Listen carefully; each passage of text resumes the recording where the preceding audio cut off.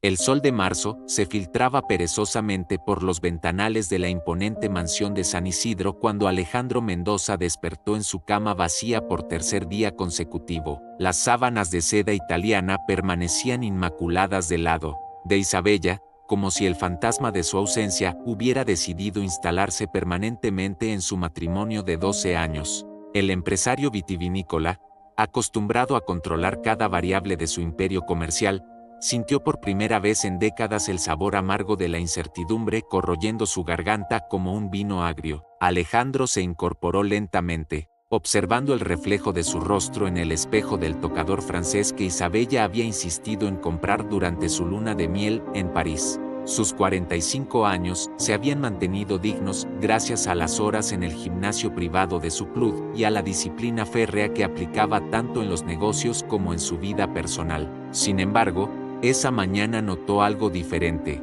En sus ojos oscuros, una sombra de sospecha que había estado creciendo como mala hierba en su subconsciente durante las últimas semanas. Las llamadas de Isabella habían sido escasas y mecánicas. Según ella, estaba visitando a su hermana enferma en Córdoba, pero algo en su voz había sonado fabricado, como esas sonrisas que ella practicaba frente al espejo antes de las galas benéficas. Alejandro había construido su fortuna leyendo, entre líneas, detectando las mentiras que se escondían detrás de las negociaciones comerciales más sofisticadas, y ahora esa misma intuición le gritaba que algo estaba terriblemente mal en su propio hogar.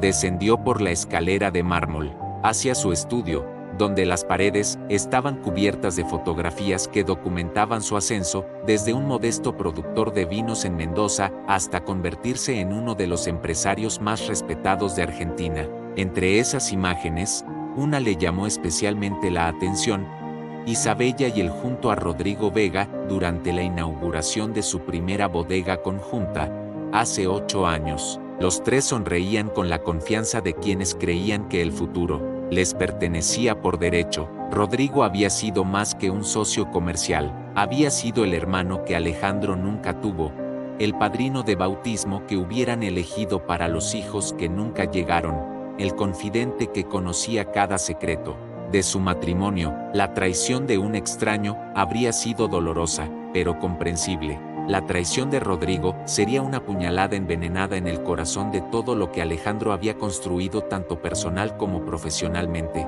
Con manos temblorosas pero decididas, Alejandro accedió al sistema de seguridad de su mansión.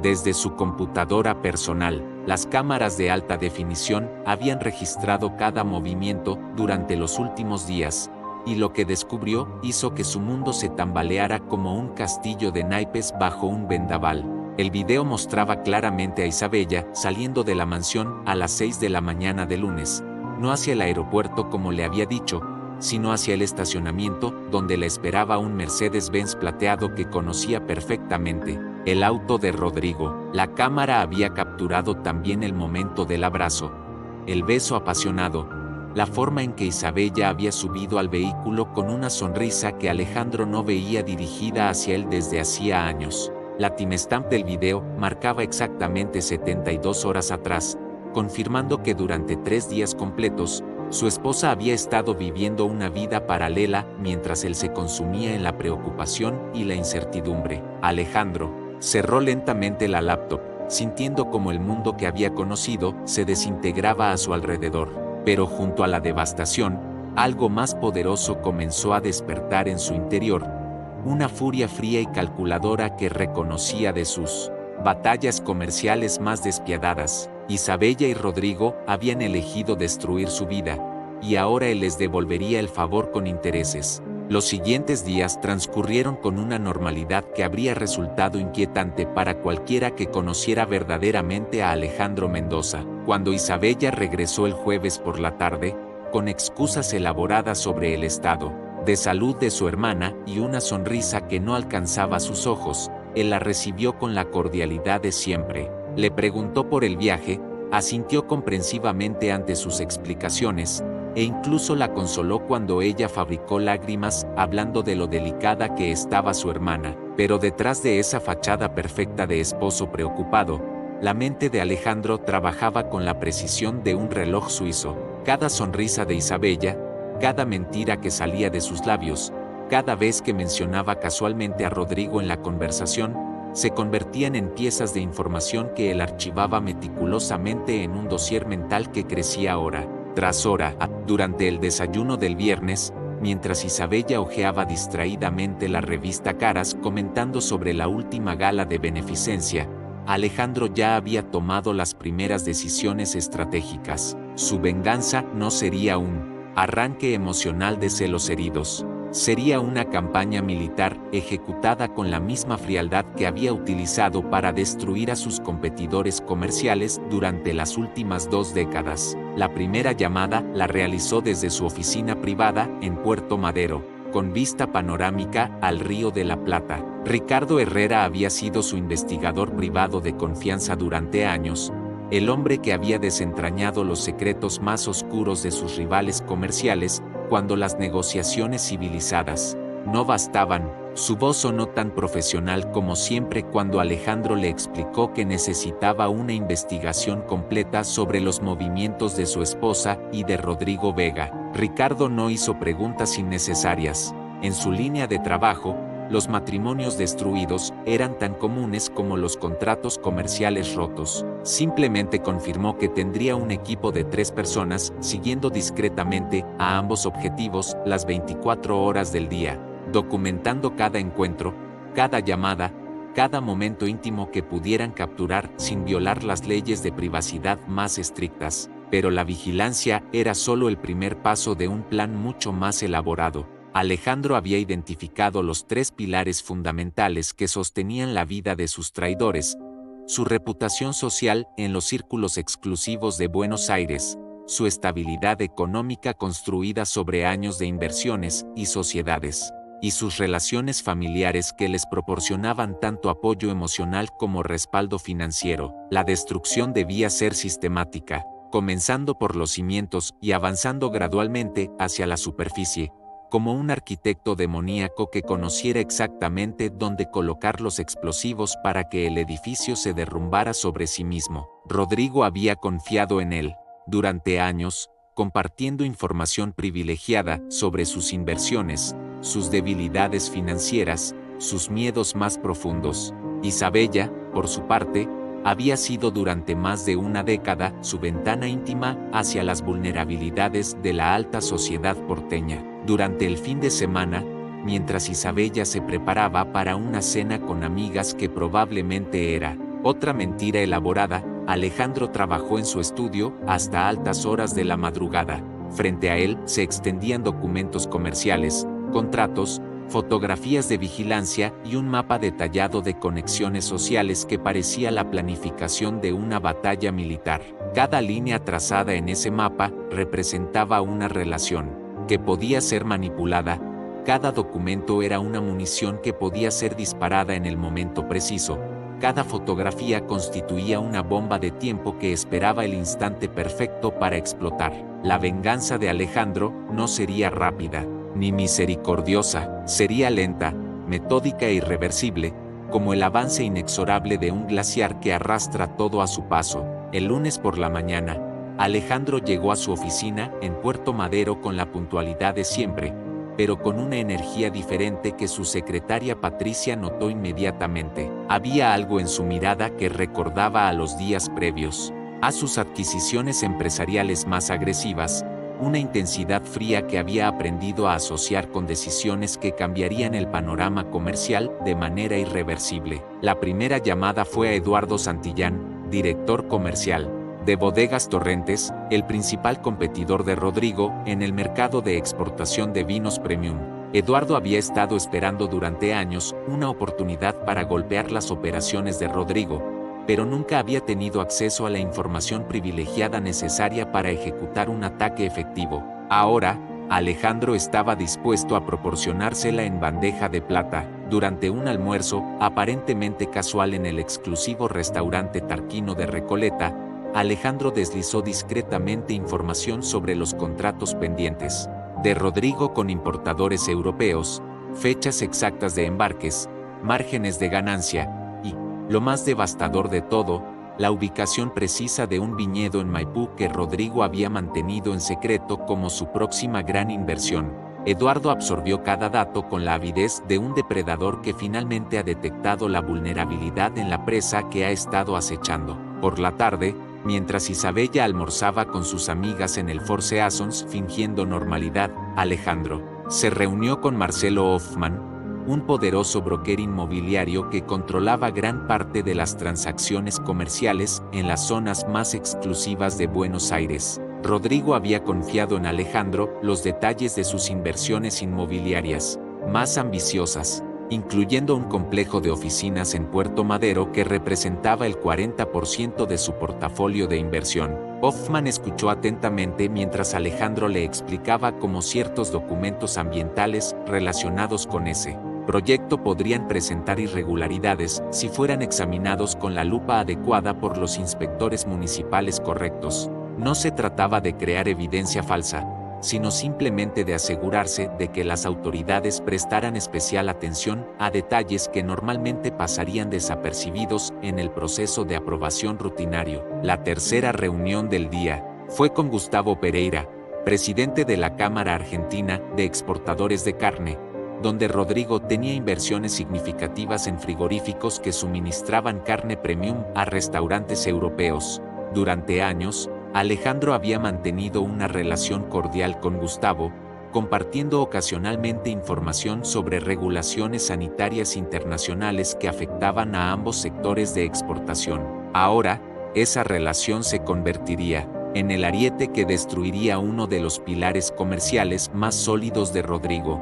Gustavo confirmó que una inspección sanitaria sorpresa en los frigoríficos de Rodrigo, programada precisamente durante la semana de mayor producción para el mercado navideño europeo, podría detectar irregularidades menores que justificarían una suspensión temporal de las operaciones. Mientras el sol se ponía sobre el Río de la Plata, Alejandro regresó a su oficina y contempló la ciudad desde sus ventanales panorámicos. En menos de 8 horas había plantado las semillas de la destrucción en 3 frentes diferentes del imperio comercial de Rodrigo, como fichas de dominó cuidadosamente alineadas. Cada pieza caería en el momento preciso, creando una reacción en cadena que su antiguo socio no podría detener porque no entendería su origen hasta que fuera demasiado tarde. La belleza del plan residía en su aparente naturalidad. Para el mundo exterior, Rodrigo simplemente estaría experimentando una racha de mala suerte comercial, competencia más agresiva, inspecciones rutinarias que revelaban problemas menores, retrasos burocráticos normales en el mundo de los negocios argentinos. Nadie sospecharía que detrás de cada contratiempo se escondía la mano invisible de un hombre que había decidido convertir la traición en el combustible de una venganza perfectamente orquestada. La gala benéfica anual del Teatro Colón había sido durante 15 años el evento social más importante del calendario porteño. Cada segundo sábado de octubre, la élite argentina se congregaba en el majestuoso teatro para una noche que combinaba cultura, caridad y, sobre todo, la oportunidad de exhibir estatus y poder. Alejandro había sido miembro del comité organizador durante una década, posición que este año adquiriría una importancia que nadie podría haber imaginado. Isabella se preparó para la gala con el esmero de siempre, eligiendo un vestido de Saint Laurent en azul medianoche que realzaba su figura aún perfecta a los 42 años. Sus joyas de Cartier capturaban la luz de manera hipnótica, y su peinado elaborado por el estilista más exclusivo de Buenos Aires la hacía lucir como la aristocrática que siempre había pretendido ser. No tenía idea de que esa sería la última noche en que podría caminar con la cabeza alta entre la sociedad que tanto veneraba. Rodrigo llegó al teatro acompañado de su esposa Magdalena, una mujer dulce y confiada que había sido amiga de Isabella durante años, sin sospechar jamás la traición que se desarrollaba bajo sus narices. Los saludos entre los dos matrimonios fueron cordiales, incluso afectuosos, con besos en las mejillas y comentarios sobre lo elegante que lucían todos. Alejandro observó cada gesto, cada mirada cómplice entre Isabella y Rodrigo, archivando mentalmente esos momentos para lo que estaba por venir. La primera parte de la velada transcurrió con normalidad, cócteles en el foyer, Conversaciones sobre arte y política, la subasta benéfica donde los poderosos de Buenos Aires competían por demostrar su generosidad pública. Alejandro donó $200.000 para la renovación del hospital de niños, una suma que generó aplausos y consolidó su imagen de empresario comprometido socialmente. Durante el intermedio del espectáculo principal, un concierto de tango sinfónico dirigido por el maestro Horacio Salgán, Alejandro se dirigió discretamente hacia la cabina de control técnico. Como miembro del comité organizador, su presencia allí no despertó sospechas. Los técnicos lo saludaron con respeto mientras él revisaba aparentemente los sistemas de proyección que se utilizarían para la presentación final de agradecimientos a los patrocinadores. Lo que nadie sabía era que Ricardo Herrera había trabajado durante semanas para obtener material audiovisual comprometedor de Isabella y Rodrigo. Las cámaras ocultas, instaladas en la cabaña de Mendoza, donde se encontraban regularmente, habían capturado momentos de intimidad que resultarían devastadores si se hicieran públicos. Alejandro había editado personalmente el material, seleccionando los fragmentos más explícitos pero evitando cualquier cosa que pudiera considerarse pornografía ilegal. Cuando llegó el momento de la proyección de agradecimientos, las pantallas gigantes del teatro se iluminaron mostrando inicialmente los logos de los patrocinadores principales. El público, relajado después de una velada exitosa, conversaba distraídamente mientras esperaba los créditos finales. Entonces, sin previo aviso, las imágenes cambiaron. En pantallas de alta definición de 5 metros de altura, Isabella y Rodrigo aparecieron en una situación íntima tan explícita que el silencio se apoderó instantáneamente de los 1.200 invitados. El audio se había eliminado, pero las imágenes eran inequívocamente claras.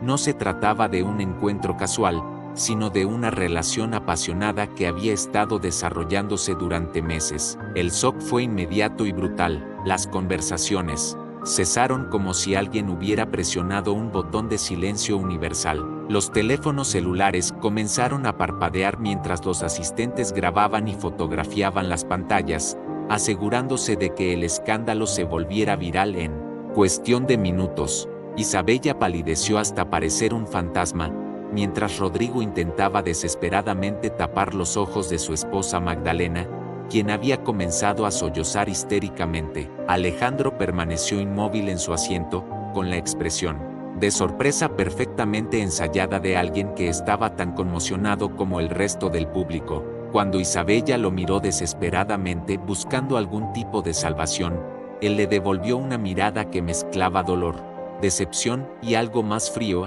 la satisfacción de quien acababa de ejecutar el primer golpe mortal de su venganza. Las luces del teatro se encendieron abruptamente mientras los organizadores intentaban controlar la situación, pero era demasiado tarde. El daño estaba hecho, y en la era de las redes sociales, era irreversible. Isabella huyó del teatro entre flashes de cámaras y murmullos despiadados, sin saber que su humillación pública era apenas el preludio de una destrucción mucho más completa y sistemática. Los efectos del escándalo del Teatro Colón se manifestaron con la velocidad de un virus digital. Para el lunes por la mañana, los videos del evento habían circulado por WhatsApp, Instagram y Twitter con una voracidad que superó las expectativas más pesimistas de Isabella y Rodrigo, pero mientras ellos intentaban lidiar con la humillación social, Alejandro había activado la fase más devastadora de su venganza, la destrucción económica sistemática que había estado preparando durante semanas. Rodrigo despertó ese lunes con una llamada que helaría la sangre del empresario más experimentado. Eduardo Santillán, de Bodegas Torrentes, había lanzado una oferta hostil sobre el viñedo secreto de Maipú que Rodrigo había estado desarrollando durante 2 años. Peor aún, la oferta incluía todos los contratos europeos que Rodrigo consideraba seguros, a precios que hacían imposible cualquier competencia rentable. Los importadores alemanes y franceses, aparentemente preocupados por asociar sus marcas con el escándalo, habían aceptado transferir sus pedidos a la competencia con cláusulas que los liberaban de cualquier penalización. Mientras Rodrigo intentaba desesperadamente contactar a sus socios europeos para entender qué había sucedido, Su teléfono sonó nuevamente. Esta vez era su contador. Con noticias aún peores, los frigoríficos que suministraban carne premium a restaurantes de Londres y París habían sido clausurados temporalmente por irregularidades sanitarias. La inspección sorpresa había encontrado violaciones menores que normalmente se resolverían con multas administrativas, pero que en el contexto del escándalo mediático se habían magnificado hasta convertirse en un problema de seguridad alimentaria, que requería investigación federal. La tercera llamada llegó desde Puerto Madero. El complejo de oficinas que representaba su mayor inversión inmobiliaria había sido suspendido por problemas ambientales relacionados con el tratamiento de residuos. Los documentos que había presentado 2 años atrás, aprobados sin objeciones en su momento, ahora eran cuestionados por un grupo de inspectores municipales que parecían decididos a encontrar cada irregularidad posible. Los inquilinos corporativos, nerviosos por la publicidad negativa, comenzaron a activar cláusulas de rescisión de contrato. Para el martes, la situación se había convertido en una avalancha imparable. Los bancos que habían financiado las expansiones de Rodrigo comenzaron a revisar sus préstamos con microscopio, aplicando cláusulas de mora acelerada que normalmente permanecían dormidas en los contratos. 3 instituciones financieras diferentes exigieron garantías adicionales que Rodrigo no podía proporcionar porque todos sus activos líquidos estaban comprometidos en las operaciones que ahora se desplomaban simultáneamente. Lo que Rodrigo no sabía, y no descubriría hasta que fuera demasiado tarde, era que Alejandro había estado comprando discretamente todas sus deudas durante los últimos 6 meses, a través de una red de empresas fantasma registradas en Uruguay y Paraguay. Había adquirido pagarés, préstamos hipotecarios y líneas de crédito comercial que totalizaban más de $8 millones. Cada compra había sido negociada, con descuentos que los bancos aceptaron gustosos para transferir el riesgo, sin imaginar que el verdadero acreedor era el hombre que mejor conocía las vulnerabilidades del deudor. El miércoles por la tarde, mientras Rodrigo se reunía desesperadamente con abogados especializados en reestructuración de deuda, recibió una citación legal que lo dejó sin aliento. Alejandro Mendoza, actuando a través de sus empresas interpuestas, había iniciado simultáneamente 6 procesos de ejecución de deuda que exigían el pago inmediato de la totalidad de sus obligaciones financieras. La genialidad legal del ataque residía en su perfecta coordinación temporal. Las cláusulas de mora cruzada en los contratos de Rodrigo significaban que el incumplimiento de cualquier obligación activaba automáticamente el vencimiento de todas las demás. Era como tirar del hilo correcto de un tejido.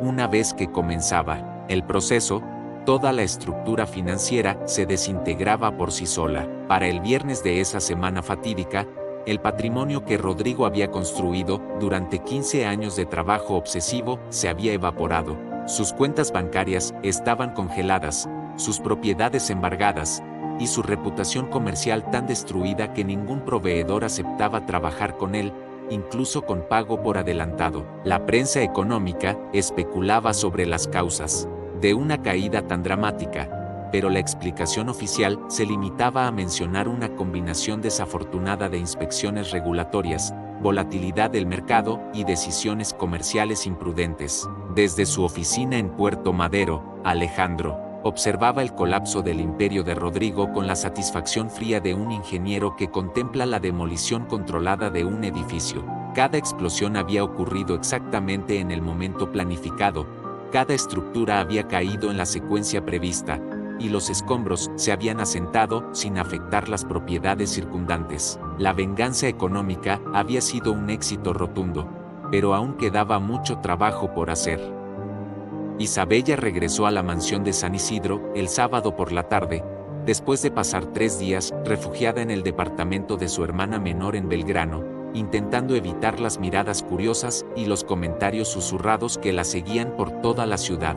Su rostro mostraba las huellas de una semana que había envejecido años, ojeras profundas que el maquillaje no lograba disimular, una palidez enfermiza que contrastaba con su bronceado habitual, y una expresión de vulnerabilidad que Alejandro nunca había visto en los 12 años de matrimonio. Cuando Isabella abrió la puerta principal con su llave, esperando encontrar la soledad familiar de su hogar, se topó con una escena que la dejó paralizada. En la mesa del comedor italiano que habían comprado juntos durante su luna de miel en Milán, estaban perfectamente ordenados una serie de documentos legales, cada página marcada con banderitas amarillas que indicaban dónde debía firmar.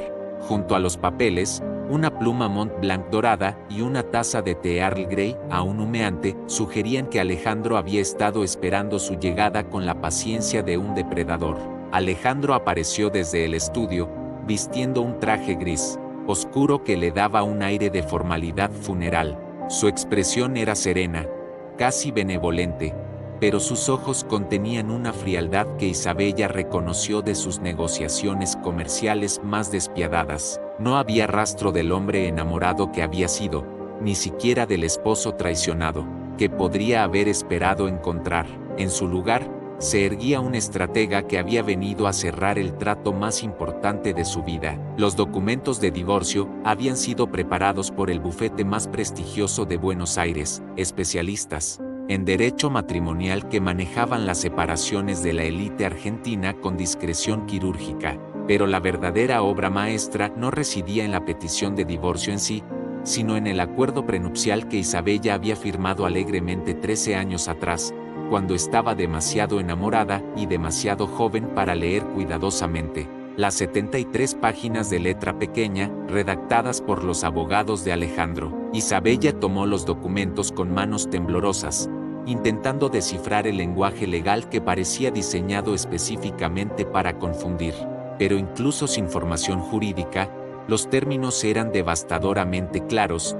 No tendría derecho a ninguna propiedad inmobiliaria, incluyendo la mansión donde habían vivido durante una década. No podría reclamar participación en ninguna de las empresas de Alejandro, ni en las ganancias generadas durante el matrimonio, las cuentas bancarias, las inversiones, incluso las obras de arte que había ayudado a seleccionar, permanecerían bajo el control exclusivo de su esposo. La cláusula más cruel establecía que cualquier infidelidad documentada por parte de Isabella resultaría en la pérdida automática de la pensión alimenticia que normalmente correspondería tras un matrimonio de más de 10 años. Las fotografías y videos que habían circulado después del escándalo del Teatro Colón constituían evidencia irrefutable que hacía inútil cualquier disputa legal. Isabella no solo perdería todo lo material, sino que lo haría sin derecho a compensación alguna. Mientras Isabella leía, su respiración se volvía cada vez más entrecortada.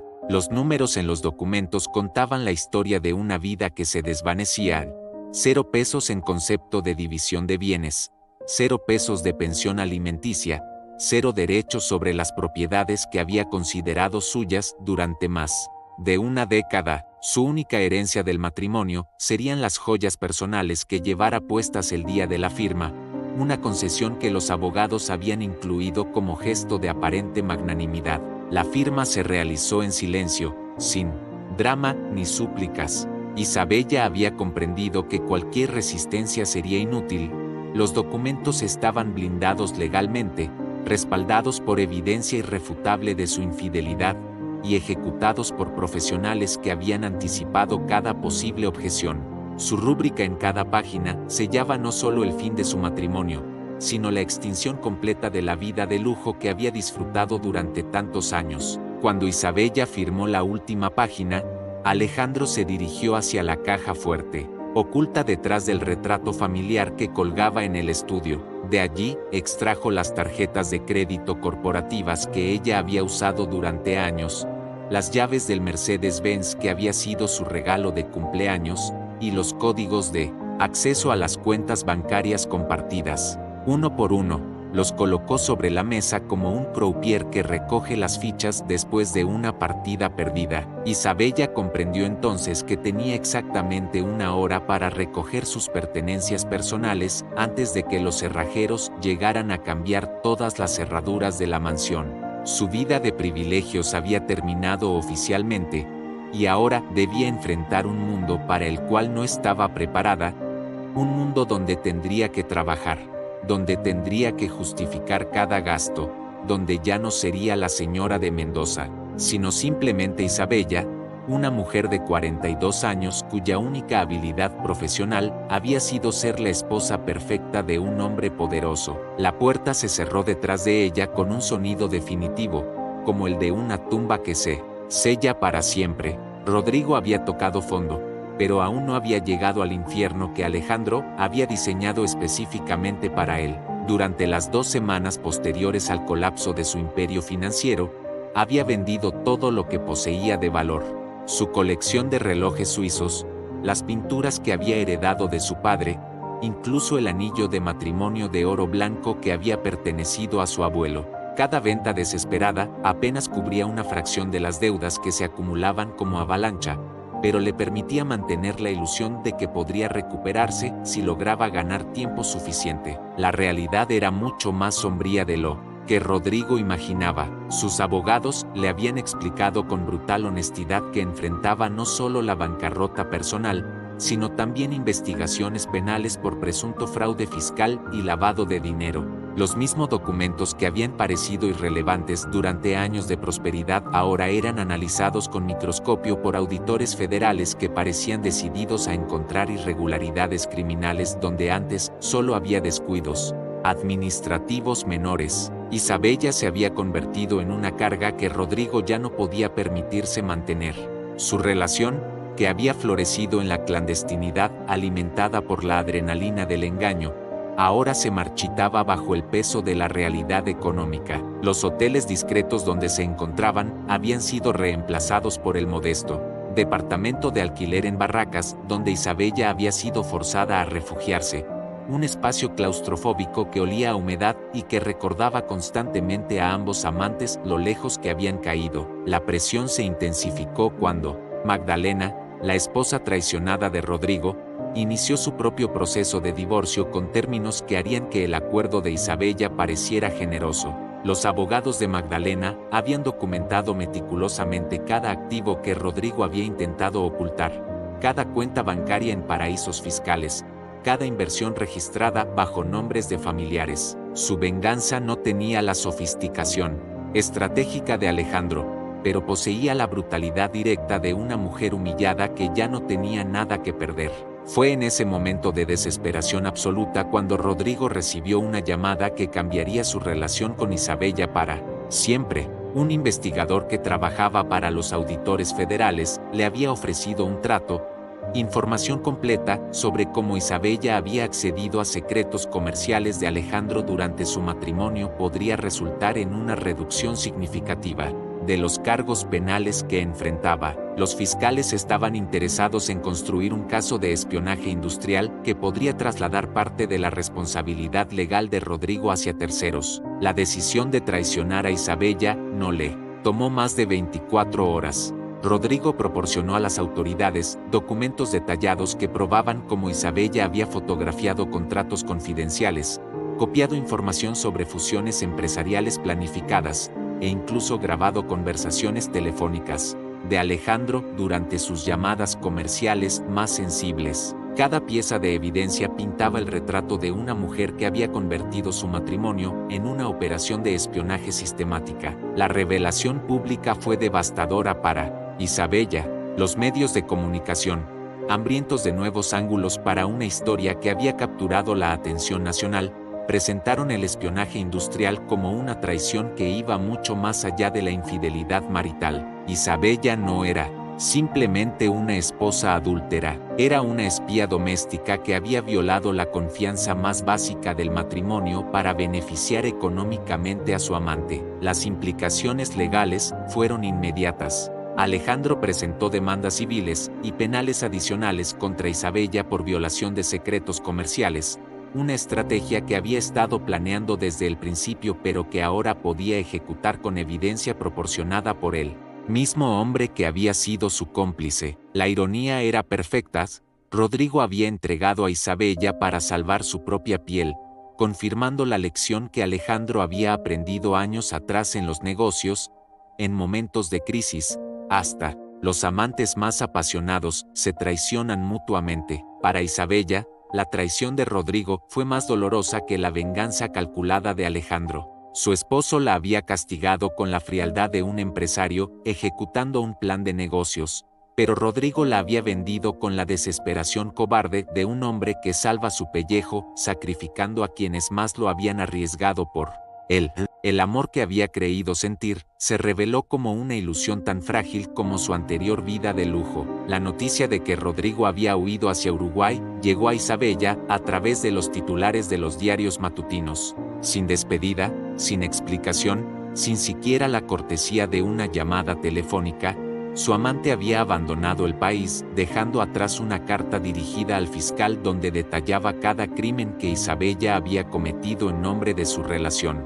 El hombre por quien había sacrificado su matrimonio, su reputación y su futuro, había resultado ser tan traicionero como ella misma. Sola en su departamento de Barracas, rodeada de muebles baratos y paredes que se descascaraban, Isabella comprendió, finalmente, la magnitud del juego en el que había sido una pieza, no una jugadora. Alejandro había orquestado no solo su destrucción, sino también la de Rodrigo, y había logrado que se traicionaran mutuamente como acto final de su venganza magistral. El aislamiento social de Isabella comenzó de manera sutil, como una enfermedad que se propaga silenciosamente antes de manifestar sus síntomas más devastadores. Las primeras señales llegaron a través de las aplicaciones de mensajería donde había mantenido durante años conversaciones diarias con las damas de la alta sociedad porteña. Los grupos de WhatsApp que organizaban almuerzos benéficos, cenas de gala y reuniones del club de lectura simplemente dejaron de incluirla en sus conversaciones, como si hubiera contraído una enfermedad social contagiosa. Beatriz Castellanos, quien había sido su mejor amiga durante 8 años y con quien había compartido secretos íntimos sobre sus respectivos matrimonios, fue la primera en aplicar el ostracismo de manera directa. Cuando Isabella intentó llamarla para explicar su versión de los eventos, Beatriz respondió con una frialdad que cortaba como cuchillo.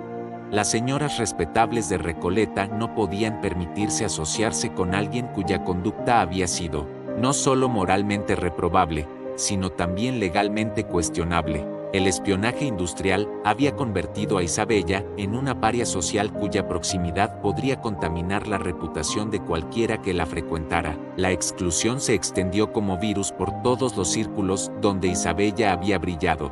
Durante más de una década, el Country Club de San Isidro canceló su membresía alegando cláusulas morales que nunca había leído en el contrato original. Las boutiques exclusivas de Palermo, donde había sido clienta VIP, comenzaron a tratarla con la cortesía gélida reservada para quienes ya no pueden permitirse sus productos. Los restaurantes donde había cenado regularmente desarrollaron súbitamente listas de espera interminables cuando ella intentaba hacer reservaciones. Pero el golpe más devastador llegó desde su propia familia, el último bastión donde esperaba encontrar apoyo incondicional. Su padre, Ernesto Salinas, había construido su reputación como abogado corporativo sobre los cimientos inquebrantables de la rectitud moral y la respetabilidad social. La noticia de que su hija había sido no solo una adúltera pública, sino también una espía doméstica, representaba una mancha en el apellido familiar que él no podía tolerar. La reunión familiar en la elegante casa de Martínez, donde Isabella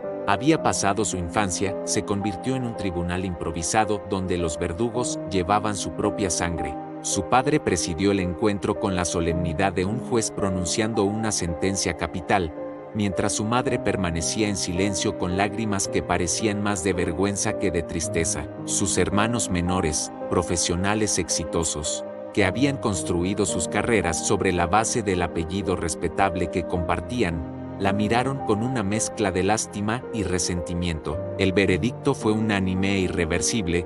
Isabella sería excluida oficialmente de la familia Salinas. Su fotografía sería removida de la galería ancestral que adornaba el hall principal, su nombre eliminado del testamento familiar, y su existencia borrada de las conversaciones sociales donde los Salinas cultivaban cuidadosamente su imagen de integridad moral. La desheredación no era solo económica, era existencial, una muerte social que la convertía en fantasma de su propia historia. Las consecuencias prácticas del aislamiento fueron tan brutales como las emocionales. Las tarjetas de crédito que había logrado obtener después del divorcio fueron canceladas cuando los bancos descubrieron las demandas legales pendientes en su contra. Los empleadores potenciales rechazaban sistemáticamente su curriculum vitae. Una búsqueda rápida en Google revelaba escándalos que ninguna empresa respetable quería asociar con su imagen corporativa. Incluso los trabajos más humildes parecían inalcanzables para alguien cuyo rostro había aparecido en primera plana de todos los diarios del país. La necesidad económica la forzó a abandonar el departamento de Barracas,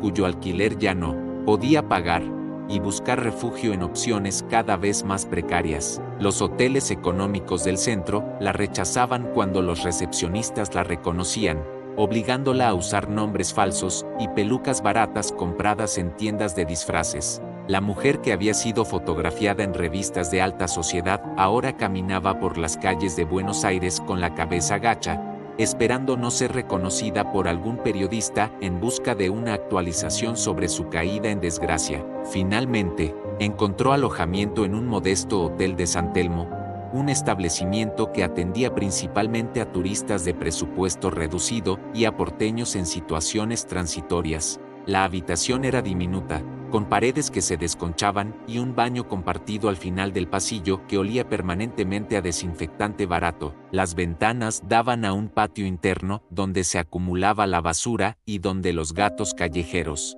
peleaban por los restos de comida que los huéspedes arrojaban desde los pisos superiores. En ese cuarto claustrofóbico, rodeada de maletas baratas que contenían los últimos restos de su vida anterior, Isabella comprendió que el aislamiento total no era simplemente la ausencia de compañía, sino la ausencia de identidad.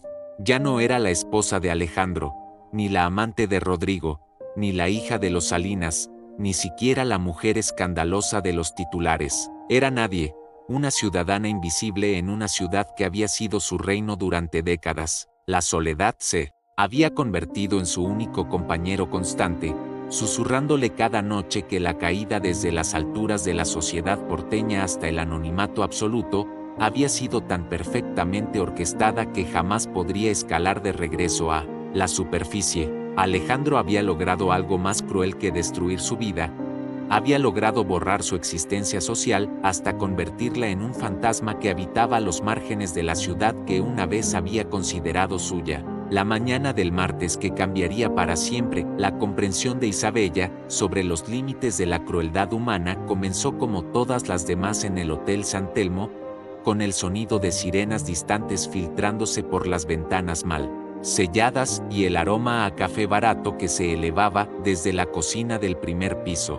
Durante 3 semanas había logrado mantener esa habitación modesta como su último refugio, pagando el alquiler diario con las joyas que vendía una por una en las casas de empeño de San Telmo, donde los comerciantes la reconocían, pero fingían no hacerlo por cortesía profesional. El golpe en la puerta llegó exactamente a las 9 de la mañana, ejecutado con la precisión militar que caracterizaba todas las operaciones coordinadas por Alejandro.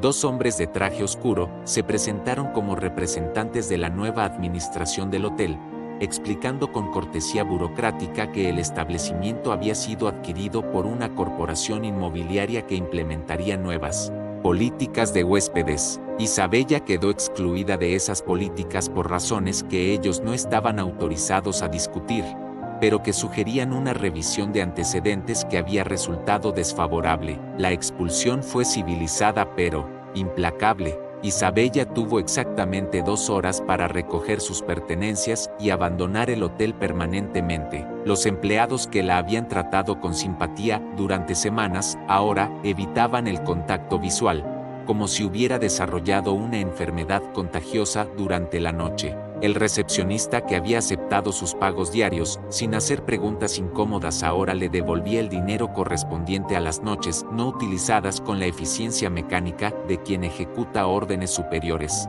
Mientras arrastraba sus maletas por las calles empedradas de Santelango, Isabella comenzó a comprender la magnitud de la red que Alejandro había tejido alrededor de ella. No se trataba de una coincidencia que el único hotel donde había encontrado refugio fuera súbitamente adquirido por una corporación anónima.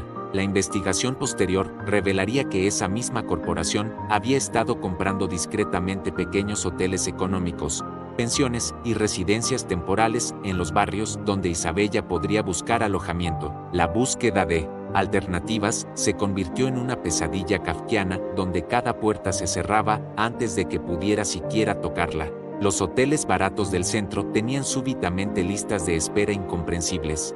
Las pensiones familiares descubrían regulaciones municipales que impedían recibir nuevos huéspedes, y los albergues para turistas desarrollaron políticas restrictivas que la excluían por ser residente local, como si una fuerza invisible hubiera decretado que no existía lugar en Buenos Aires donde Isabella pudiera encontrar refugio. La primera noche en la calle fue un shock que su mente refinada no había estado preparada para procesar.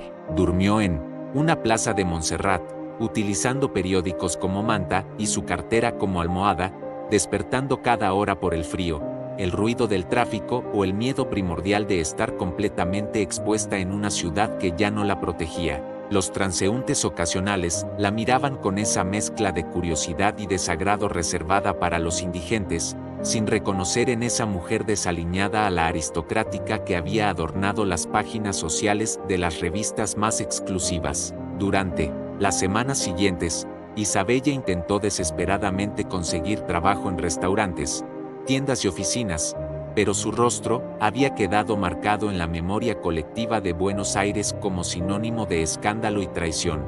Las entrevistas laborales terminaban abruptamente cuando los empleadores la reconocían, y los trabajos informales se evaporaban cuando otros empleados se negaban a trabajar junto a alguien cuya reputación podría contaminar el ambiente laboral.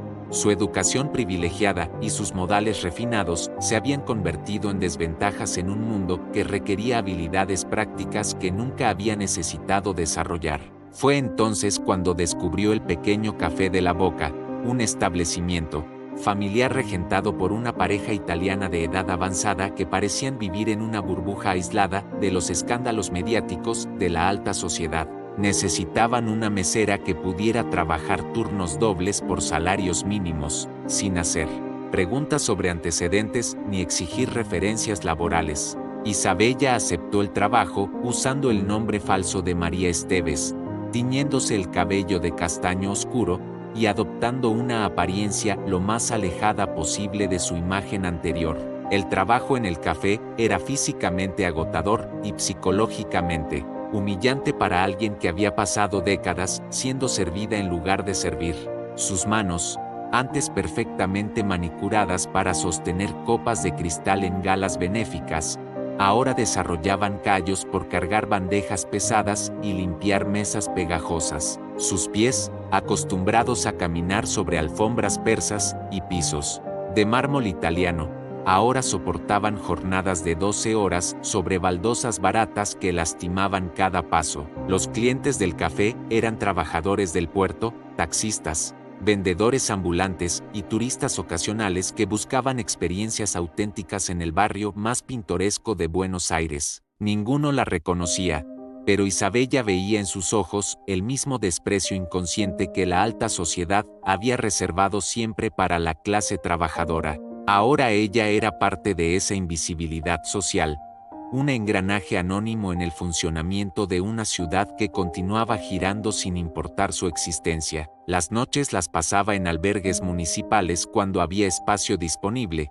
o en estaciones de subte cuando no lo había. Su vida se había reducido a la supervivencia básica, conseguir comida, encontrar refugio, evitar ser reconocida. Los sueños de recuperar su posición social se habían desvanecido completamente, reemplazados por objetivos mucho más modestos como reunir suficiente dinero para comprar zapatos nuevos cuando los actuales se desintegraran por completo. Alejandro había logrado algo que superaba incluso sus fantasías más elaboradas de venganza.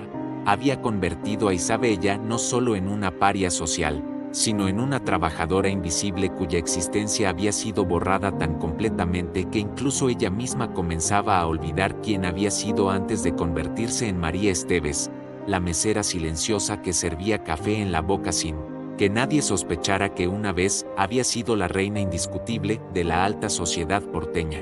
Un año después del escándalo del Teatro Colón, Buenos Aires había absorbido y metabolizado la historia de Isabella y Rodrigo como uno más de los dramas que periódicamente sacuden las capas altas de la sociedad argentina antes de ser reemplazados por nuevos escándalos. Los columnistas sociales ya no mencionaban sus nombres.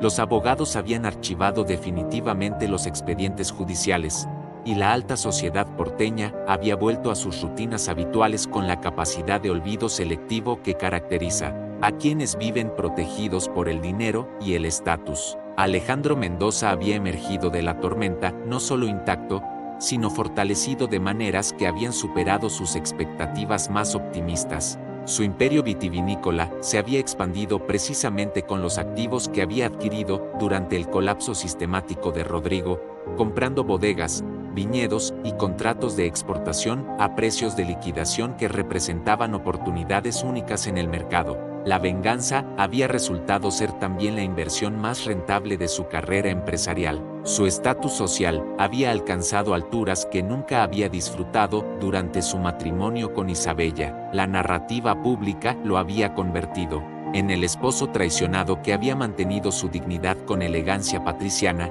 ganándose la simpatía de una sociedad que admiraba tanto la riqueza como el estoicismo ante la adversidad.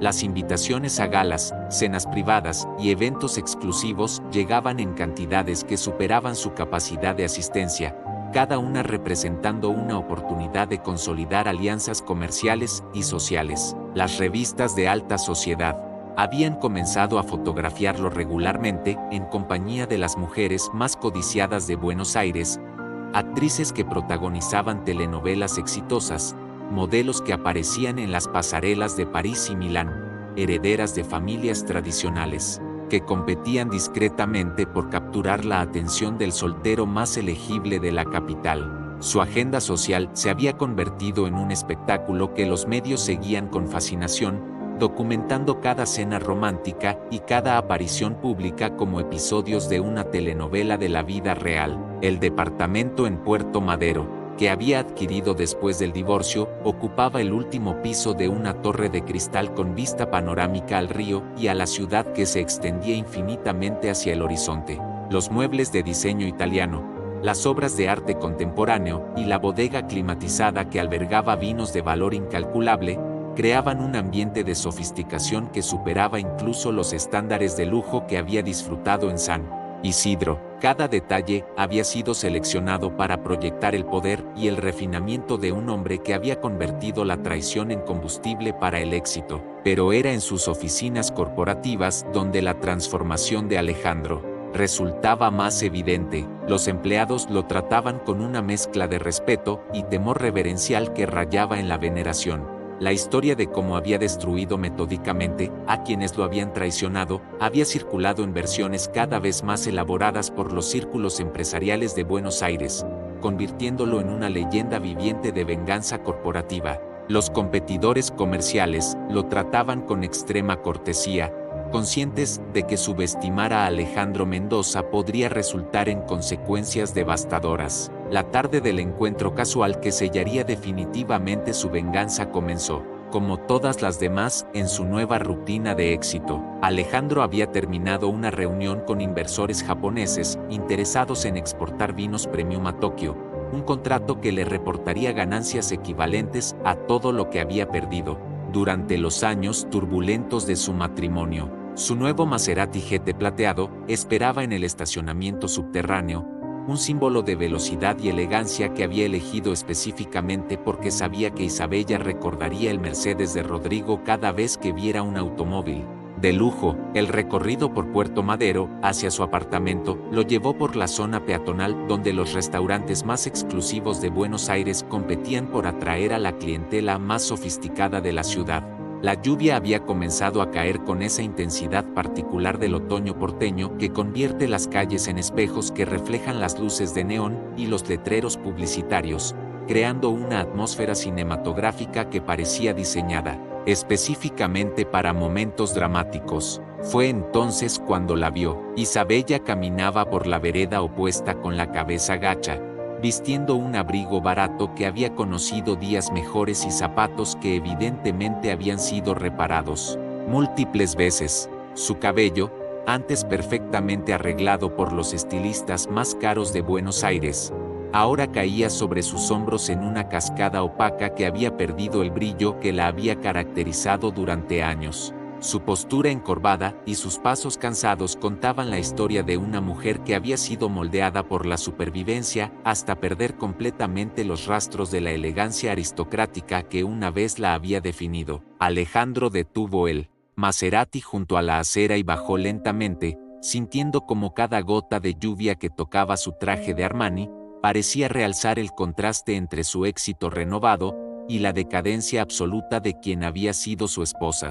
Sus zapatos italianos pisaron el asfalto húmedo con la confianza de quien camina sobre territorio conquistado, mientras sus ojos se fijaban en la figura de Isabella con la precisión de un depredador que finalmente contempla a su presa completamente vencida. Cuando sus miradas se encontraron, el tiempo pareció detenerse en una fracción de segundo que contenía 12 años de matrimonio, meses de traición, y un año de venganza sistemática. Isabella lo reconoció inmediatamente a pesar de los cambios que el éxito había operado en él, la seguridad renovada, la elegancia sin esfuerzo, la aura de poder que emanaba como Cologne caro. Sus ojos se llenaron de lágrimas que podrían haber sido de nostalgia, arrepentimiento o simplemente de reconocimiento de lo completamente que había perdido la partida que ni siquiera había sabido que estaba jugando. Alejandro la miró directamente a los ojos durante exactamente 5 segundos, tiempo suficiente para que ella comprendiera que su encuentro no era casualidad sino el acto final de una obra que él había estado dirigiendo desde el primer día. Su sonrisa fue casi imperceptible, fría como el acero pero elegante como todo lo que hacía ahora, un gesto que comunicaba satisfacción completa sin descender jamás a la vulgaridad del triunfalismo obvio, sin pronunciar una sola palabra, sin hacer un gesto que pudiera malinterpretarse como crueldad gratuita. Alejandro subió nuevamente al Maserati y se alejó por Puerto Madero, dejando atrás el rastro de lluvia y el eco silencioso de una venganza que había sido tan perfecta que ya no necesitaba explicación.